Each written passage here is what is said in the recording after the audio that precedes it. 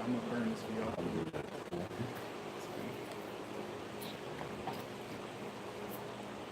That's a good look.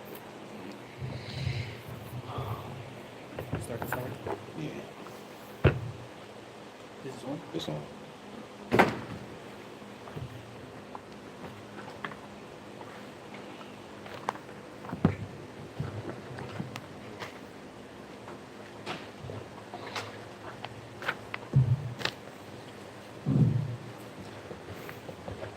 بسم الله الرحمن الرحيم الحمد لله رب العالمين والصلاة والسلام على أشرف الأنبياء والمرسلين نبينا محمد وعلى آله وصحبه أجمعين ما بعد. So tonight inshallah we're going to continue with the chapter كيف تقرأ, the chapter of the ways to go about reading. And some of it was already covered, and some of it is repetitive from the chapter previous to it on how to memorize. So he says the next benefit, which is number 12, قال حفظه الله تقييد الفوائد النفيسة, recording or writing down the benefits that you come across.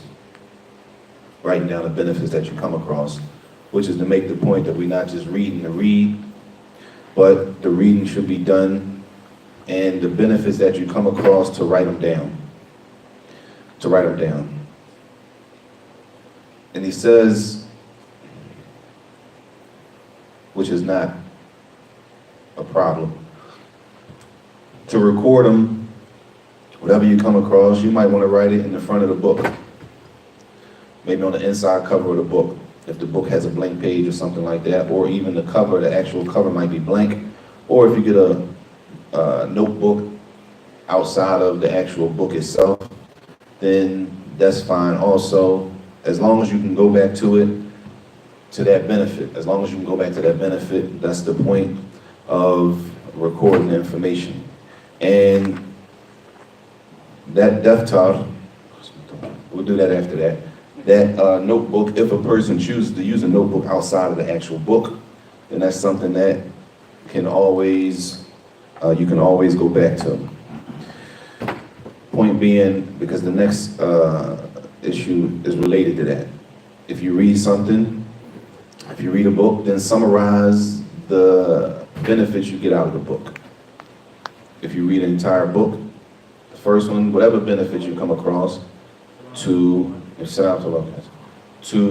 summarize or to record the benefits. But if you read a whole book, to be able to summarize that book as you go along, to make small summaries of the book as you go along. Again, if it's in the inside of the book, if you can, in the margin of the book, or in a notebook, daftar khariji, a notebook that you might take specifically for that book that you're reading or that topic itself.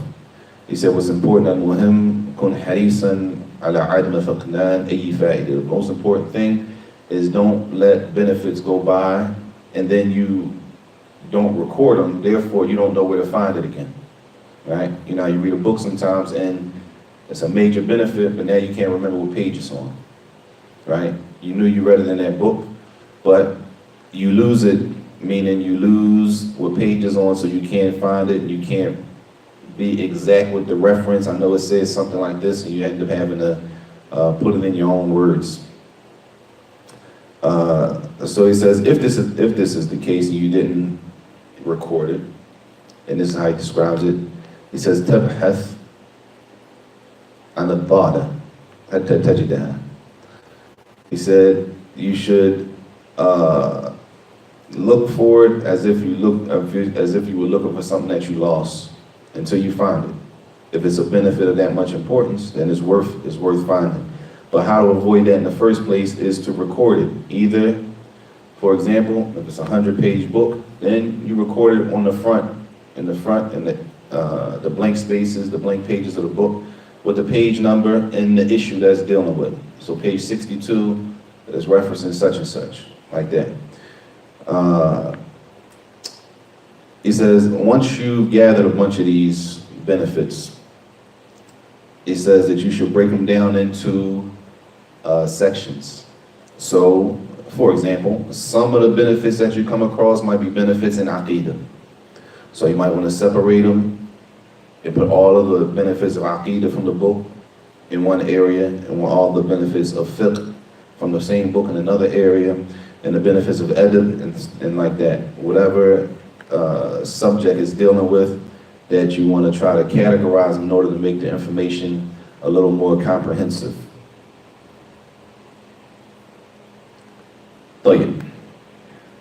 When you use a book like that, this is something that the ulama have done, and there's a statement from Sheikh Saleh al-Sheikh Hafidullah where he discusses and he mentions his using of a textbook or a notebook, an outside book, to record some of the benefits that he came across. So he said, and this was over, I don't know how long ago, let's just say now, it says here 20 sana, or 30 sana, 20 to 30 years, and there's more by now. By now, maybe 40 years, right? He says, سابقا قبل 20 سنة أو 33 سنة كنا وزملاؤنا وأصحابنا طلاب العلم. He said, when we were students before 20, 30 years, he says himself and his classmates, right? Those people studying with him said we were طلاب العلم. Meaning, he says, يعني كنا لا نفهم شيئا في وقت من الأوقات. There was a time when we didn't understand anything. There was a time we didn't understand anything. عندي, and he says, عندي دفاتر وسجل فيها فوائد. He said, and I have a notebook that I used to write down benefits in that notebook. He says, قبل مدة أفتش في بعضها التي كتبتها أول ما جلست في حلق العلم أو استمعت إلى علم أو قرأت. He said, not too long ago, I went back to those same books that he wrote the benefits in, right? And he said, I found that they were benefits that I wrote when I first started seeking knowledge, right? When I first started seeking knowledge. He says, فَإِذَا فِيهَا أَشْيَاء لَا تُسَاوِيَ الْيَوْمَ أَن تَكُونَ فَائِدَةً. And he said, I found that the stuff that I found in the book, when I look at it today, it didn't even look like it was a benefit to even write down. Looking at it 20, 30 years later, right? He says, لكنها في أول الأمر كانت فائدة مهمة. But when I first wrote that down, that was something important that I needed to write down. Looking at it 20 years later, 30 years later, it looks like there was no need to even write that down. And he said that was the same whether it was an Aqidah or in the Sunnah or Mustalah Hadith or Fiqh, whatever it was. So he said that basically that's the benefit of having that outside book, that book of notes, that when you go back, that you might at that point in your life, right now, you need to write it down. I have notes that I wrote that I look back and I couldn't believe I wrote that down, right? Because the longer you study, stuff becomes common knowledge. Like everybody's know, you don't even have to that doesn't need to be written. Like, who writes that down, right? But at the time, I didn't know what the word meant. So I had the word written on the side of the page with the meaning. And then I went back later and looked at it, right? And it was funny, right? Because stuff becomes common knowledge, but that's the benefit of being able to, of writing it down and making those things stick. At that time in your life, you may need to do it, and there's no harm in doing it. طيب. He says, طريقة المقارنة والمفارقة. طيب. And this happens a lot. It's important to know the difference between a metin and a sharh, a textbook and the explanation of the book. A lot of times a lot of people read explanations of books. They don't read the actual book itself by the author, but the book itself from front to cover by the author. But they'll read the book the explanation of the book, which is by another author. So in this case, he says, if you have a book, right, مجموعة من الشروح فابدأ بالشرح الذي قد يكون أكثرها جمعا واجعله أصلا. طيب. He's going to give an example that's going to make it clear. So you have, for example, you have a book that has many explanations. طيب. Famous books, they have a lot of explanations on, like 40 hadith. So how do you know which explanation to start with? Right? The point is, every author may focus on something different. All right? They're not just writing just to be writing.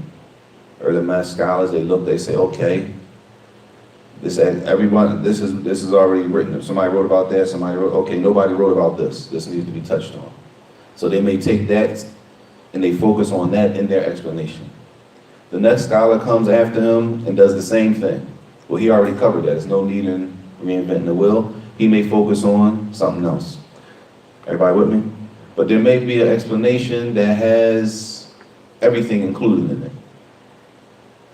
You with me? There's an explanation that is comprehensive. It has most of what everybody else came with in one book. So, if that's the case, you make that book, if you're studying that book, you can make that book your book. So for example, an example that he gives is for the explanation of 40 hadith. It's a bunch of explanations from the old scholars up until now. Plenty of explanations for 40 hadith.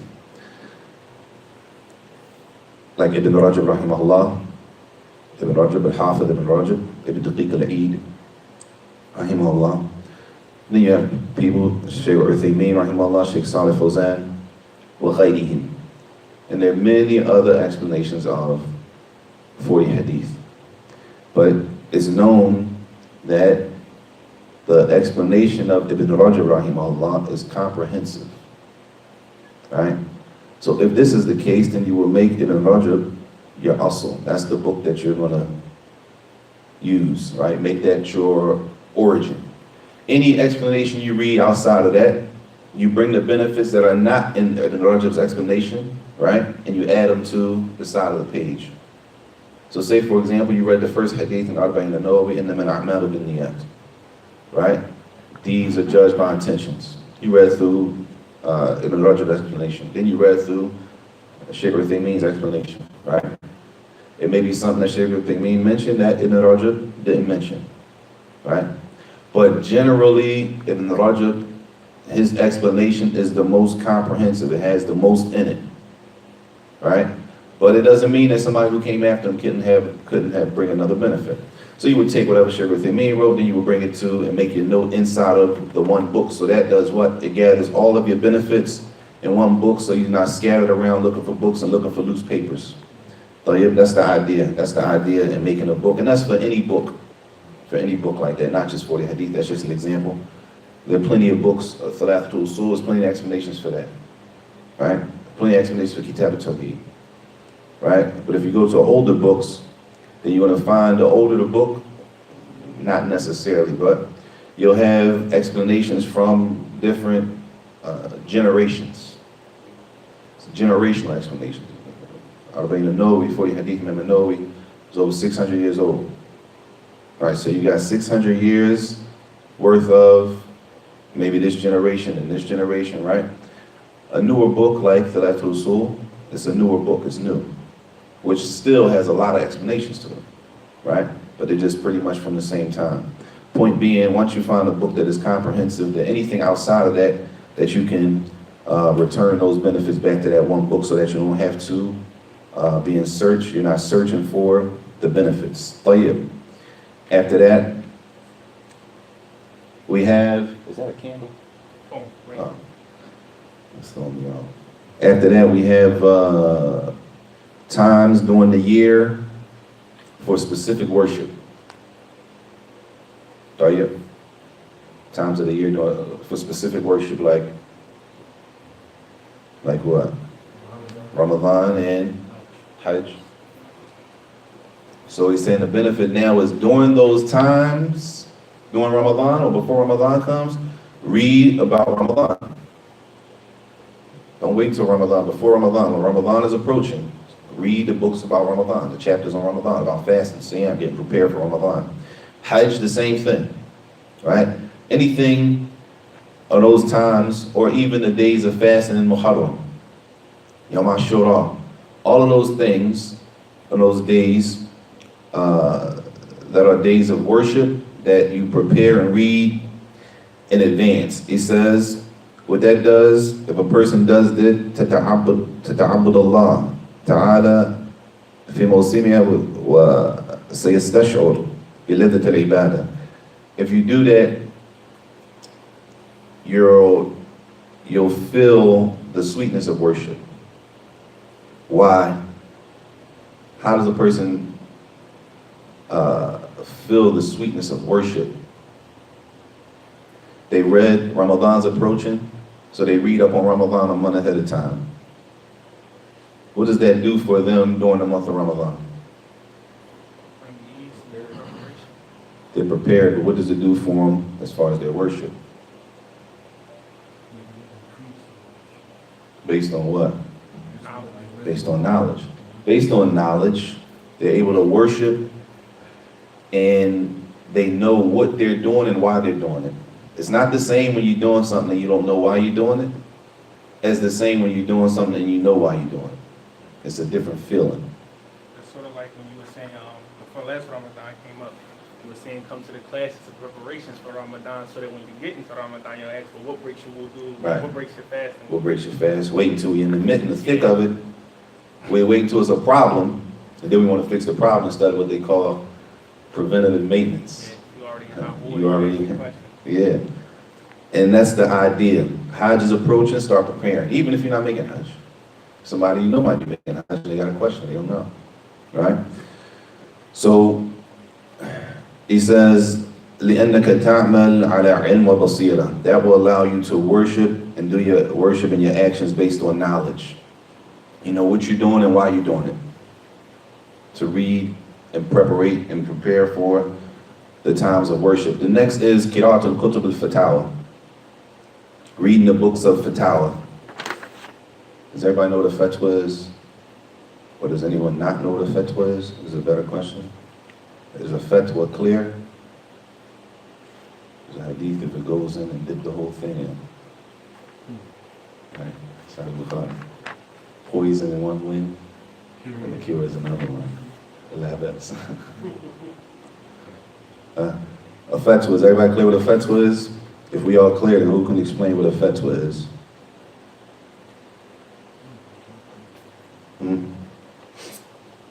A fatwa. Somebody gotta know because nobody said they didn't know. So somebody knows. Inshallah. Or if nobody knows, this is one of the fatwa is not a problem, but learning, the way a lot of people learn can be a problem with fatawa. People read books of fatawa just mutlaqan, without, and stick with that, and a lot of times it's confusing. To your question, legal opinion from a scholar? The legal opinion from a scholar.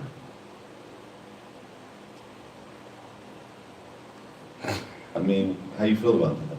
What y'all think? How does that sound? The legal opinion from a scholar. I want to know, how do you feel about that? Is that all right with you? I just want to know. I'm not saying it's wrong, I just want to know. How does that sit with you? Are you comfortable? It has to be based on proof and evidence. It's a scholar, of course it's based off proof and evidence. Saajid? Huh?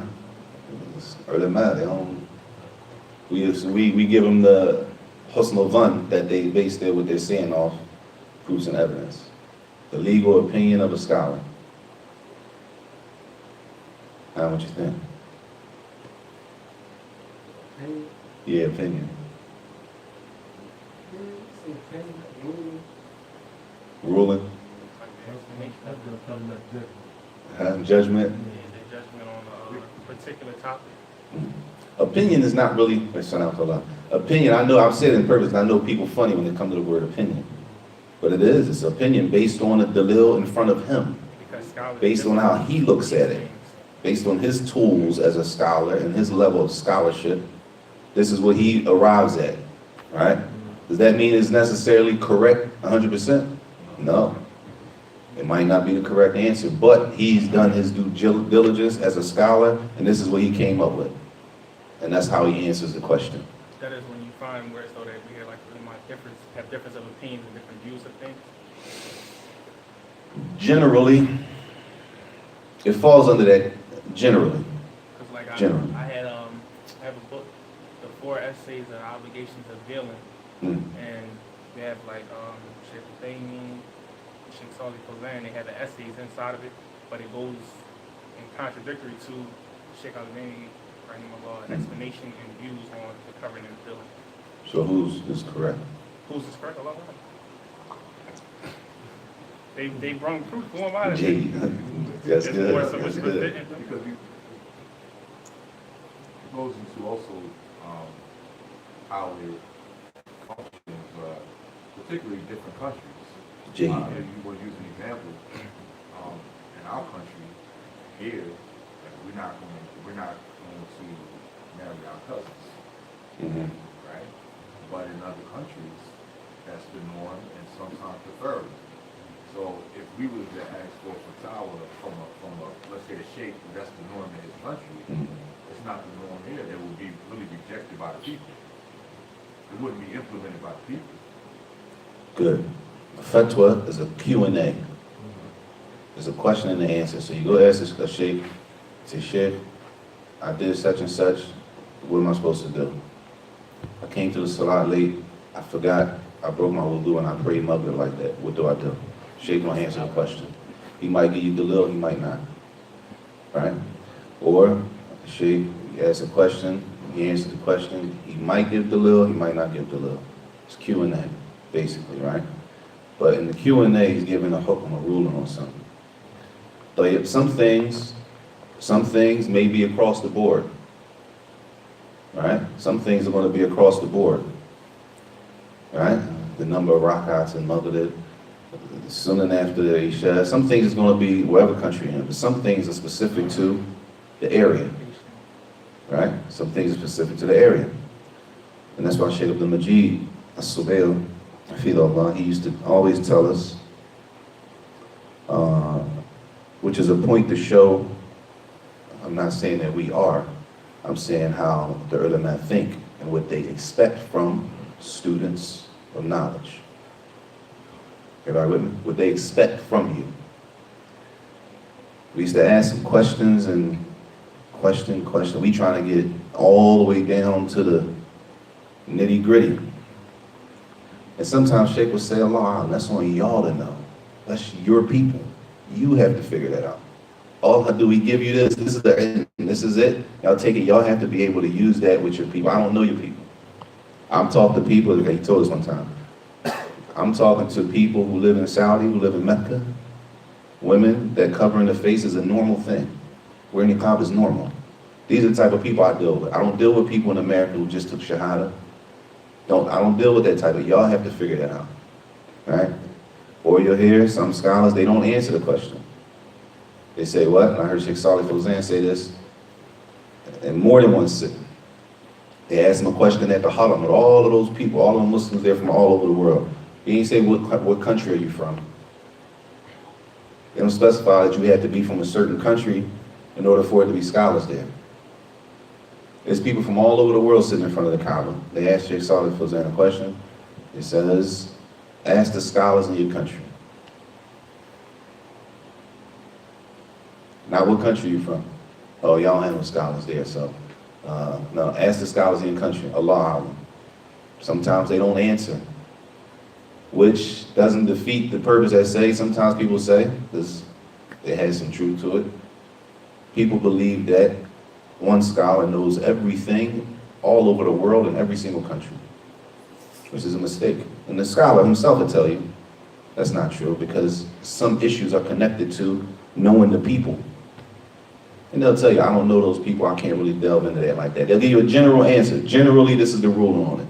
This is a general ruling on it. Therefore, when you have a book of fatwa and you translating it from one language to another, you might have questions like that may be for specific people, right? That's the danger of just only using fatwa, right? Those Q&As.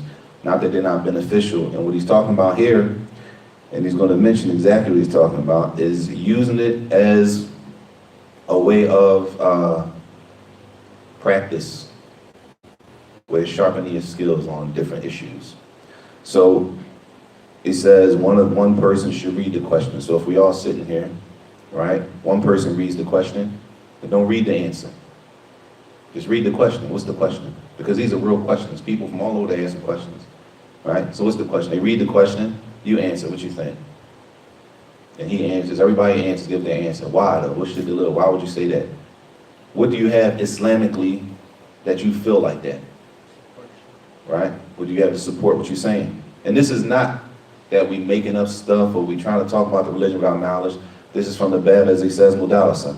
And we used to say from Bab Ta'lim, just learning. Just from the Bab Ta'lim, not giving a fatwa, not telling nobody to go worship Allah like this, but what do you think? Based on your previous knowledge, what do you have to say? Well, how would you answer that question if somebody came and asked you that question? He says this, and why? This, my boom. Okay, you, boom, boom. Everybody does that. Right? And then you get the benefit, you hear how other people are thinking. They're not thinking like you think. I forgot about that. I got to consider that. If you say that, then maybe. Then after that, he says, and then the person reads the answer. Then you read the answer. After everybody put out what they had to put on the table, then read the answer. And you can see who's far off, who's close. And either way, it's a benefit. It's a benefit to the person who made a mistake in the answer because they know the correct answer. And it's a benefit to the person who was correct. How though? How does it benefit the person that answered it correctly?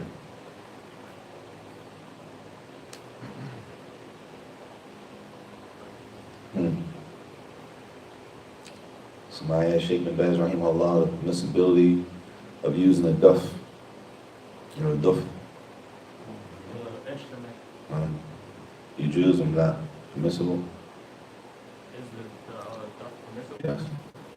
The duff, the drum. Permissible. That's the only instrument that was allowed. That was permissible?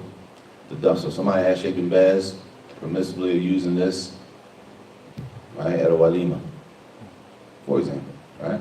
Rahimahullah. Everybody answers and they come with why they answer. Then you read the answer to Sheikh. Like 3 people got it wrong, 2 people got half the answer right, 1 person got it right, or 2 people got it right. How does that benefit the 2 people that got it right?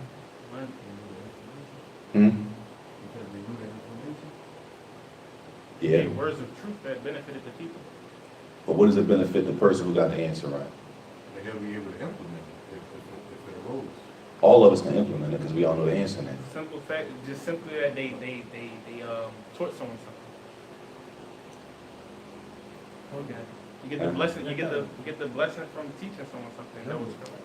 The benefit of that is that it's always a benefit to the person when you come with something that people of knowledge already came with. When you thinking like the person of knowledge is thinking, it's an encouragement that I'm saying exactly what the Sheikh was saying, without knowing.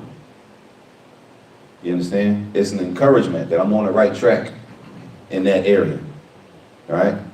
Some people get it wrong, which is fine, because it's not a competition, it's a discussion. This is how we get sharper and keep the masala fresh. So if you get it wrong and you see where you went wrong. And you get the right answer. If you get it right, alhamdulillah, I got it right. And I feel good because I'm saying exactly what the Sheikh said, and I'm nobody. Right? And that's a person of ilm, so that just gives a person confidence. It gives a person confidence. Tayyib. He goes after that, and he says, and I think we spoke about this, if you buy a new book, or someone gives you a new book, فحاول قبل أن تضعه في المكتبة أن تتصفح الفهرس. At least you get a book before you just put it on your bookshelf. at least you need to do what? At least read the introduction and the table of contents, at the least. If not, you end up buying a bunch of books with the same stuff in it. All right? And if you don't do that, you don't know what you have on your shelf. So when you're looking for something, you don't even know what book to look at. You read through the table of contents, read through the muqaddimah, the introduction, at least you know what this book covers. That don't mean you have to read it right now from front to back, cover to cover, but at least you know, all right, if I need to look up something about minor shirk, I know what book to go to. Right? Really that simple. Tayyib. He says that a person should read, know who the author is, know what the book discusses, and at least they have a small experience with the book. Nothing major, but something light, just so that at least they know what they're dealing with. Tayyib, after that, he said, and this came up previously also, about sticking to the book that you're reading and not jumping from book to book. I think we already did that, not jumping from book to book to book. Don't keep jumping from book to book, especially if you made time to read a certain book on a certain day, that you have to keep that time and that day for that book. Discipline. A lot of this comes with discipline. And if a person doesn't have discipline, then a lot of time they end up stopping. And a lot of learning comes through discipline. That it's not something that happens overnight, so you got to do the same thing over, maybe hundreds of times, right? Hundreds of days, years, that you got to keep doing the same thing, years and years, and it takes discipline and patience. So that one we already discussed. He says the next one, which is important, which it takes a little heart. You got to have heart, and you got to have some humility, right? You can't be a person that is afraid for people to know what you know and what you don't know. Because when you sit with people and discuss issues openly, you get to find out who really knows what they're talking about or who really don't know what they're talking about, right? And you find a lot of people don't want to do that because they're afraid, as we say, to be exposed. They're afraid for people to find out, I don't know what you thought I knew. So they don't want to involve themselves in the discussion, right? But that's not the point of the discussion. The point of the discussion is sometimes a person needs to feed off of other people in order to get their brain moving and stuff like that. Not that anybody's trying to call somebody out and see what you know and what you don't know. But sometimes I'm thinking one thing and you looking at it a different way. It doesn't mean because I'm thinking one way that it's correct. That's just how I'm thinking, right? When we start bouncing ideas out off each other, and you start mentioning a hadith or an ayat or something that happened that I didn't think about, now I got to change what I thought. I have to change my way of thinking, right, in that issue. So he says, getting help from your brothers, if you know, he says, especially in this issue, if you know that you're not really a person who's a reader. Some people say, I'm not really a reader like that. I'm not really into reading like that. I could listen all day. But when it comes to reading, I don't really have it in me. So he says in this case that a person can get a brother or get a sister and they can sit and, for example, and this builds brotherhood and it builds sisterhood and it builds love between people. You read a page and then I'll read the next page, right? Or you read this chapter, I'm gonna read the next chapter, right? Which gives us activity. It's not just me reading. I get bored after reading for 20 minutes. 10 minutes, I'm starting getting bored. I need to hear something else. But if somebody else is reading, right, a lot of things can happen, right? It could be a lot of things. Maybe I'm reading the word wrong and I'm asking you, what's that word says that? Oh, no, I thought I, which keeps your attention listening. All right, now you got to read, right? He says this will help a person in their desire for reading also. It does a lot of things. And it also helps them with their activity. With their activity in reading, and to raise their activity in reading and raise their their desire to read, raising a desire to read. Some people don't have the attention span like that. They need to feed on people, and there's nothing wrong with that. All sittings are not a challenge. It's not always a challenge. Sometimes reading together helps, right? We just got to put our guards down. We got our guards up. Our guards is up soon. Be sensitive, man. Oh, I understand. Be sensitive, so I don't really want you to know that I don't know that. So I don't want to read with you. Because if you find out I don't know, you're going to look at me different. You don't know that? I thought you did. No, I really don't know that. Everybody thought I knew it, but I don't. So it is what it is, right? So now people, what? Either A, you can take it or you can't. Because now that removes whatever people thought about you. They don't think that no more. So you lose that, whatever it was.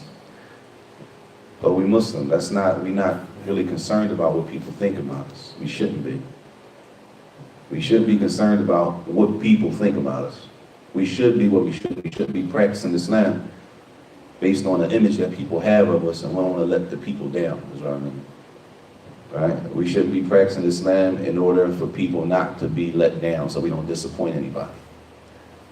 But we should be concerned about the image of Islam. The type of image that we put off and what people perceive of Islam based on what them looking at us, we should be concerned about that. So he says seeking help from another person that can help you in reading.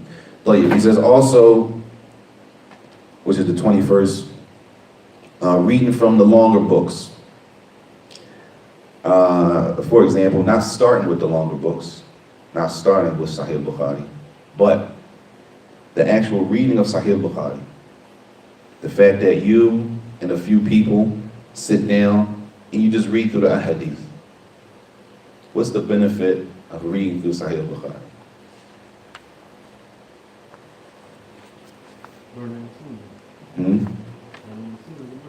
Learning the Sunnah. It's real. It's not a trick question. You're going to come across so many issues. It doesn't mean every issue you have to stop and do a research on. But you're going to come across so many issues just by reading the hadith of the Messenger ﷺ, right? That's going to be a benefit in itself. That's going to be a benefit in itself. Because sometimes you come across a hadith, you say, SubhanAllah, that's a hadith that said, I always heard people say that, but I never knew it was a hadith that said it. I thought that was just something that people not made up, but made up, right? And I remember Sheikh Muhammad Ali Adam, he was teaching Sahih Bukhari. He explained Sahih Bukhari, but the way he taught it, it was way over my head. I was like way out of it. It was way over my head. At that time, it was way over my head. And I sat there and I said, you know what? At least I can benefit reading through the metan of Sahih Bukhari. At the least, I can benefit from reading through the different issues and the different subjects found in Sahih Bukhari. At the least. All of the other stuff, not that I tune out, but I'm focusing on one thing because the way he teaches a lot. He teaches like 5 or 6 sciences all in one for me. Like he's extracting this. You got to be ready. You got to be ready for his class. So it was over my head, so I said that maybe I could just focus on this and get some benefit. If I need to know what such and such is, at least I know where to find it in Sahih Bukhari. طيب. The next one he says, ترويح عن النفس بقراءة بعض الكتب الأدب. Reading some things that, he mentioned this before, don't take that much, I don't want to say focus, thinking. Like stories. Stories are generally, they're easy reads, we said, right? It's an easy read, not that you don't have to think, but some things are easy reads and some things are a little more intense.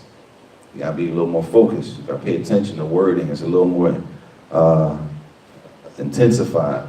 So taking time for those books of adab or stories or poems and things like that, that will not bore a person.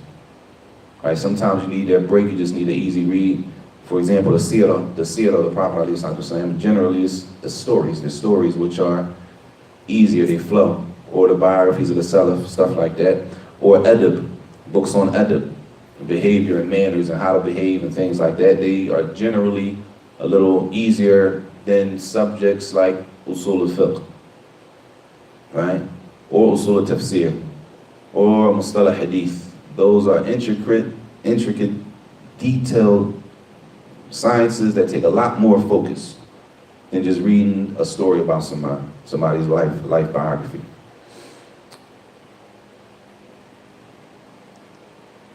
طيب.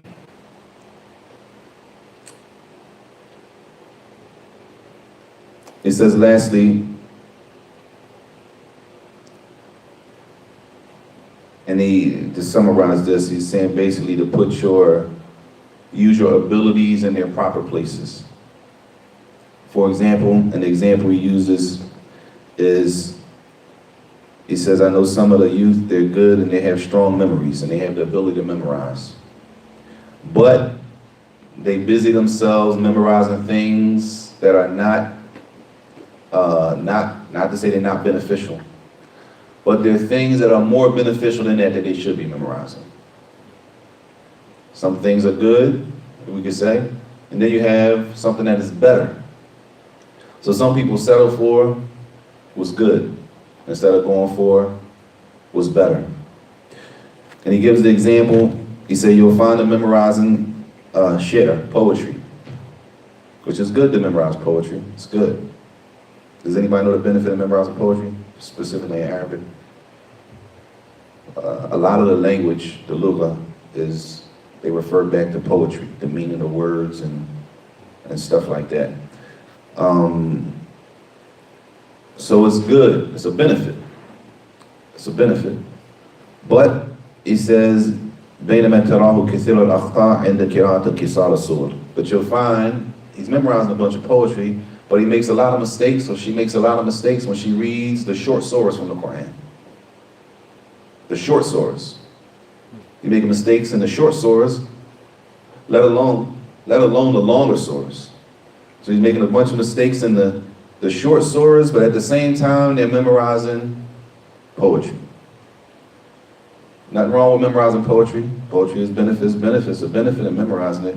But in that case, he's saying a person settled for, as he says, and that's because they were negligent in ishtighaluhu bimafdhulin an fadil. They were busy themselves with what is good, they took and they went for what was good instead of going for what is better.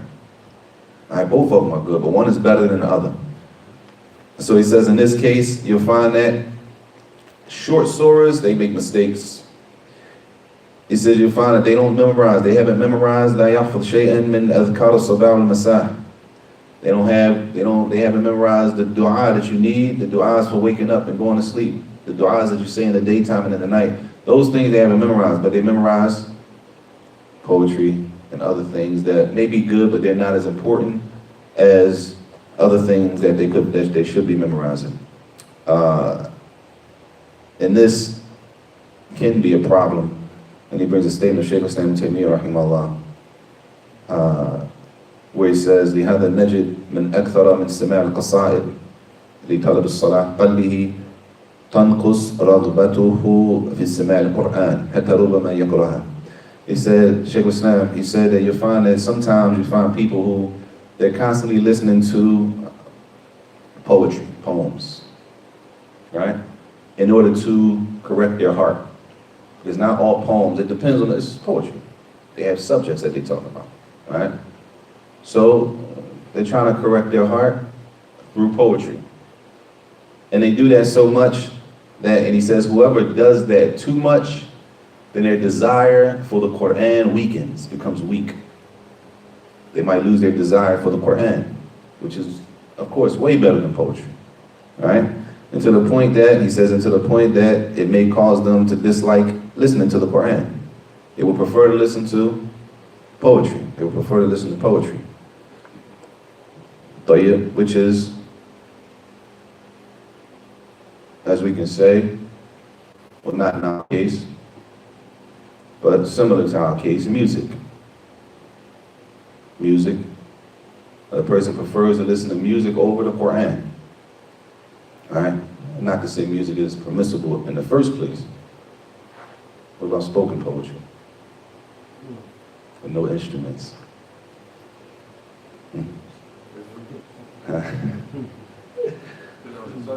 Depending on the subject matter, right? Depending on the subject matter.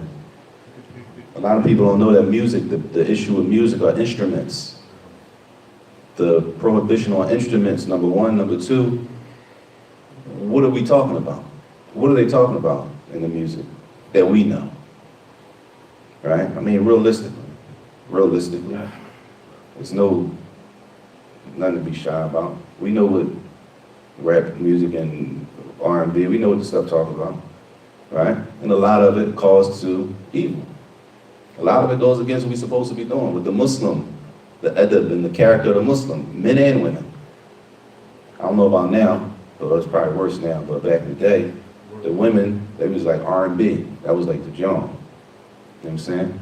It was big R&B. The men was rap, the women R&B. But if you really, really look at it, it is what it is. The R&B is calling to zina. Right? That's what it's calling to. Sex and all that kind of stuff. Women going crazy.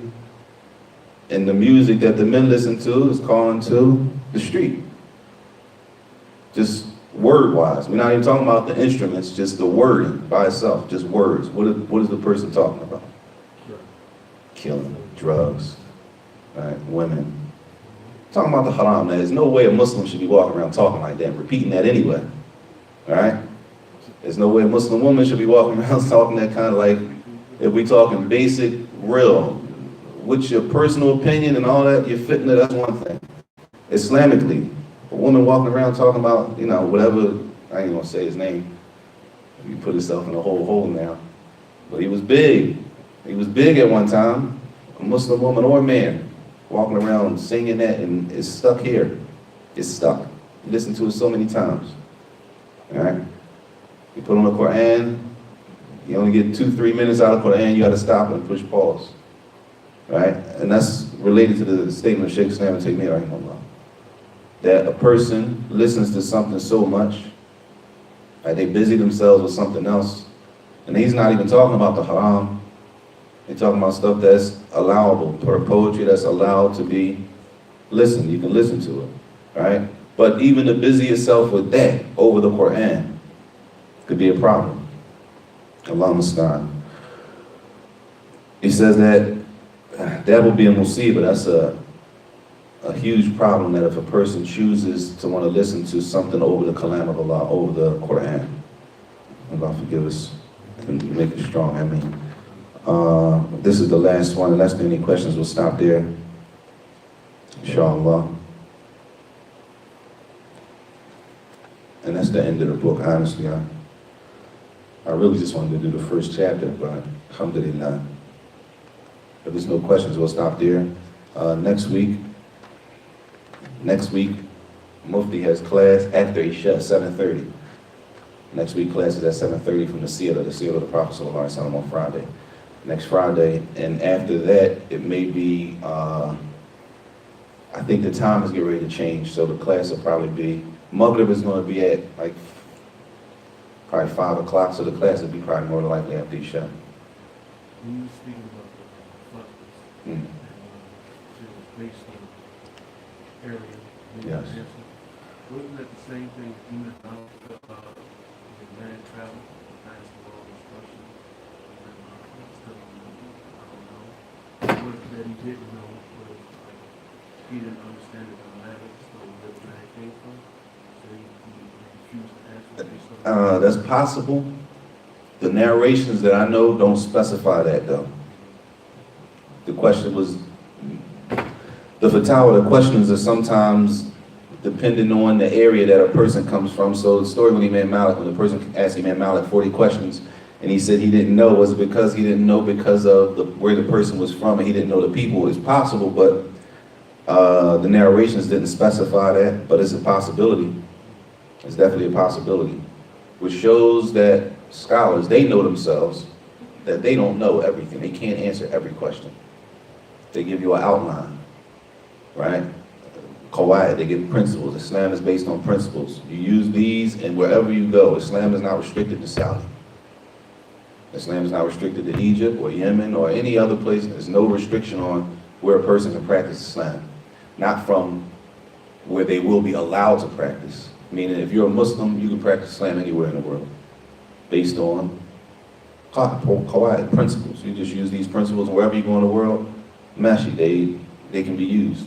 So, for example, al-yaqeen la yazulu bi-shak. Doubt is not removed. Certainty. When you're certain about something, that doubt doesn't remove that certainty. So if you're sure you have wudu, and then you question, did I break my wudu? You can go anywhere in the world with that. That's not restricted that you have to be on Hajj or Umrah or in the masjid. You can go anywhere in the world, and you can use that. You with me? So it could be that was the case with Imam Malik, but I don't know if any narrations that really specified that was the situation. Allahu A'lam.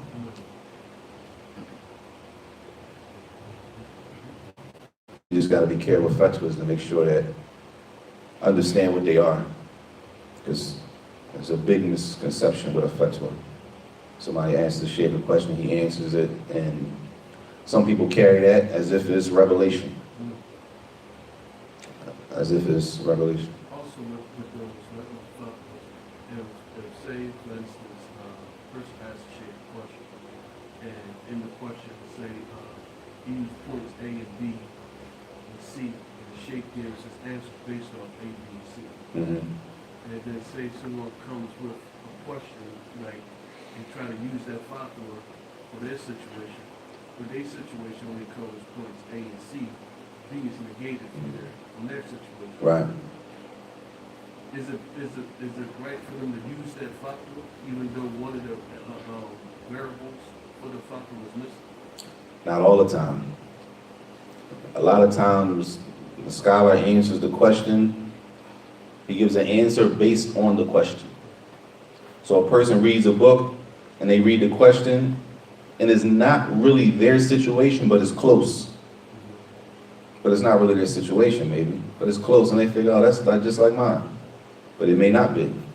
So then they take that answer that's given, and then they apply it to their situation, and it may not really fit their situation. That's why it's important. The question is important. When we used to ask Shaykh Abdul Majid questions, before he would answer, he would ask us like 6 questions. Yeah, he needs to make sure I need to make sure that I understand what you're asking me. I need detail before I can tell you that. Wait a minute, this. We're like, Shaykh, you know what I'm saying? It's a question, Shaykh. You know us.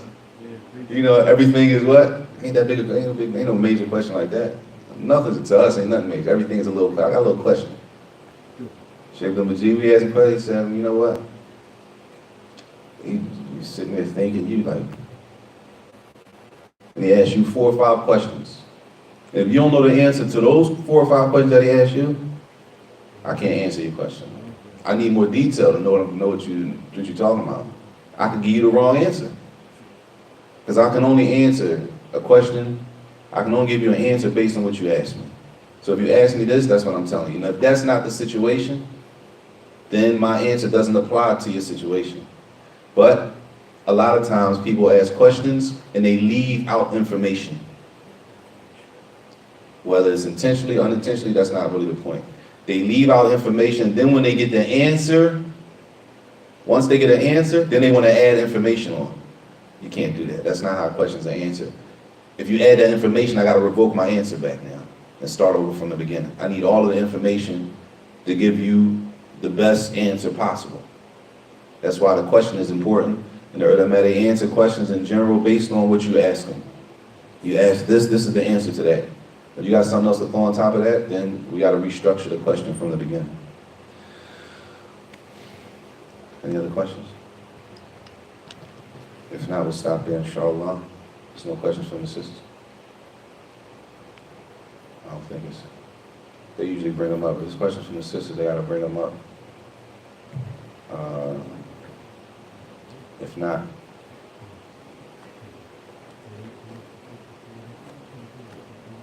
we'll stop. Assalamu alaikum. So it don't look like there's any questions from the sisters. We'll stop there. Sallallahu alaihi wa sallam. Barak Muhammad wa ala alihi wa sahbihi.